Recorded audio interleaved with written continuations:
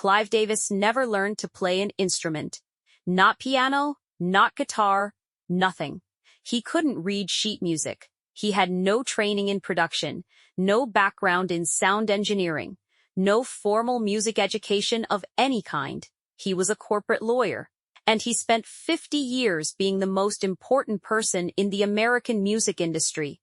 He died on June 22, 2026, at his home in Manhattan, 94 years old.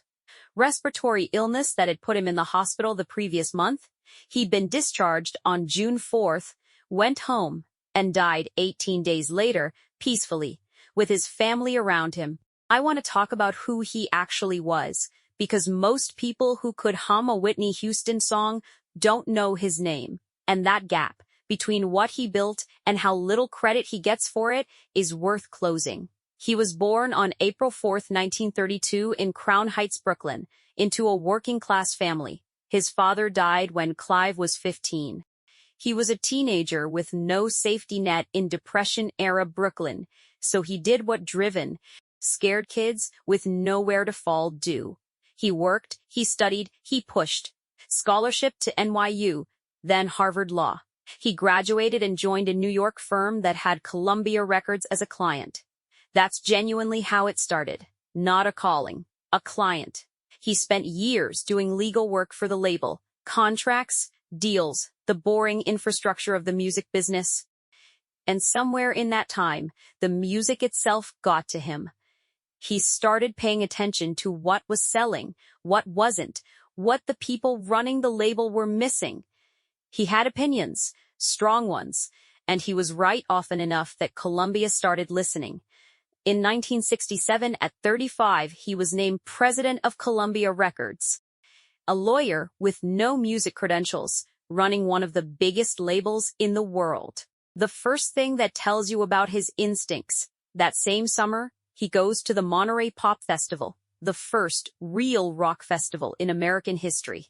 3 days in California, June 1967, and among the performers is a woman named Janis Joplin, singing with Big Brother.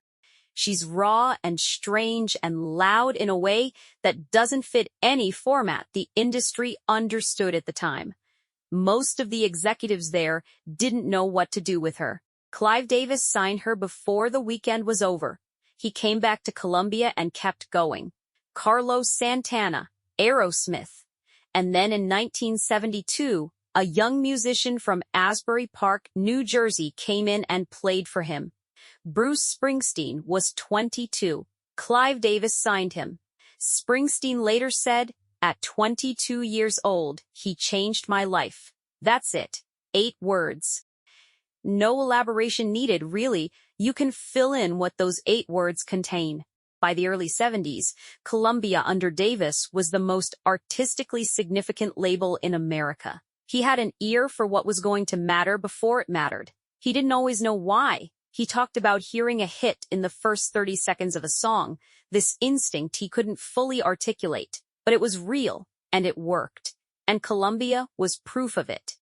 He was fired from Columbia. The accusation was misuse of company funds, personal expenses, including his son's bar mitzvah, allegedly billed to the label. He later pleaded guilty to tax evasion. He was fined $10,000. The scandal was genuinely bad. His name was in newspapers for the wrong reasons.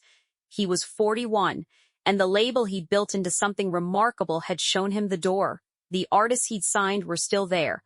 The legacy was still there. He just wasn't. He spent about a year regrouping.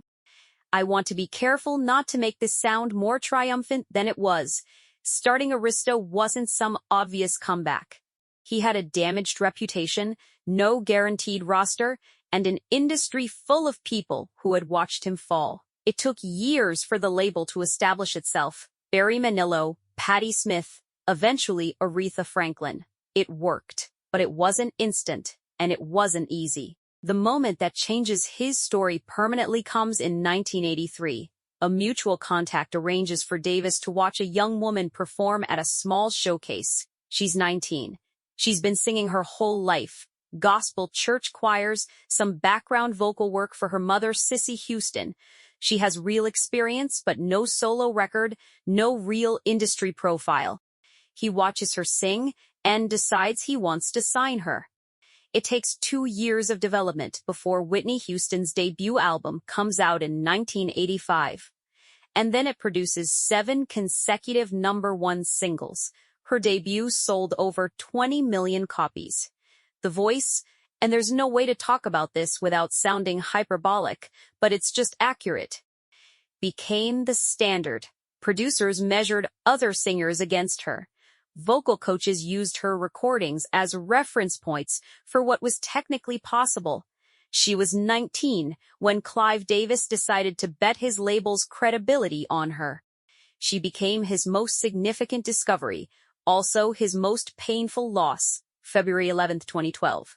The night before the Grammy Awards, Clive Davis throws the same party he'd thrown for years at the Beverly Hilton in Los Angeles, an annual pre-Grammy gathering that had become one of the most anticipated events on the music industry calendar.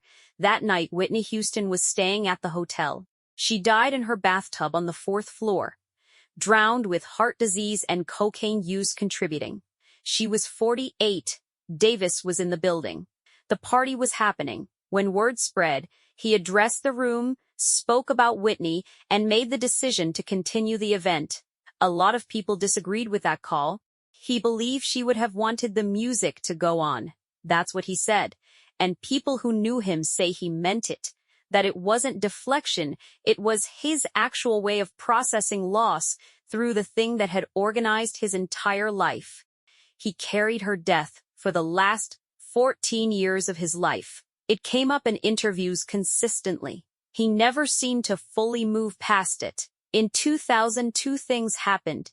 He was inducted into the Rock and Roll Hall of Fame, one of the only non-performers ever to receive that recognition, and he founded J Records, his 3rd label, at 68 years old. The first significant signing at J Records was a 19-year-old from Hell's Kitchen who wrote her own songs and played piano with a kind of controlled ferocity that didn't sound like much else on the radio at the time. Alicia Keys' debut album, Songs in A Minor, came out in 2001.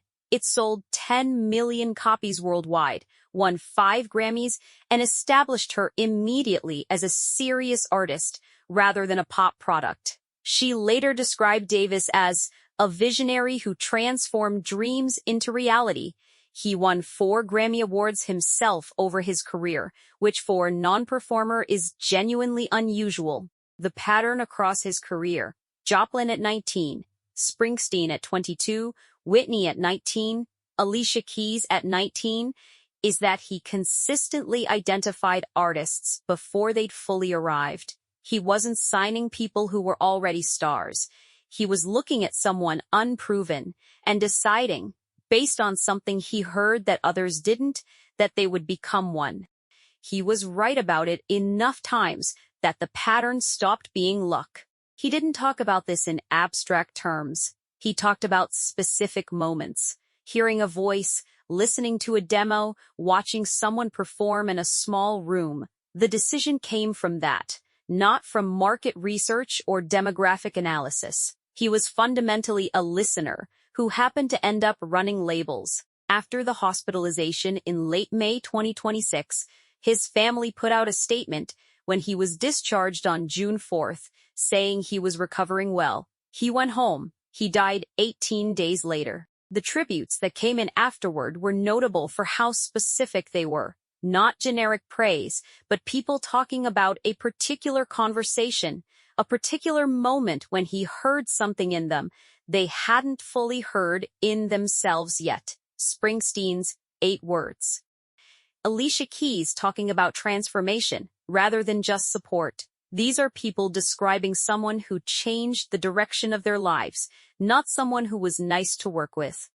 There's a version of Clive Davis's story where you focus on the scandal, the 1973 firing, the tax evasion plea, the public humiliation, and use it to complicate the legacy. That's fair. He did those things, he pleaded guilty. But the fuller picture is that he then spent the next 50 years building something that genuinely mattered, twice over, starting from less than he'd had before. Most of the people who shaped American music over the last half-century are at least somewhat known for it. Producers get profiles, songwriters get credited.